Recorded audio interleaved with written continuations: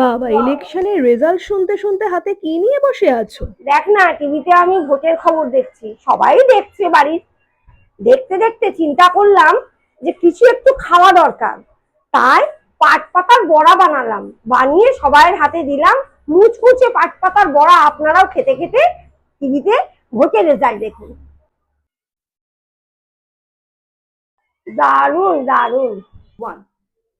পাট শাকের বড়া ভাজার জন্য আমাদের একটা ব্যাটার তৈরি করে নিতে হবে। তার জন্য প্রথমে নেব 2 চামচ চালের গুঁড়ো, 2 চামচ বেসন, সামান্য হলুদ গুঁড়ো, স্বাদ মতো নুন, সামান্য চিনি, কালো জিরে ও বেকিং সোডাও সামান্য একটু। এবার সব কিছুকে জল দিয়ে ভালো করে মিশিয়ে নিতে হবে। এবার পাট পাতা ব্যাটারে চুবিয়ে গরম তেলে মুচমুচে ভেজে পরিবেশন করুন।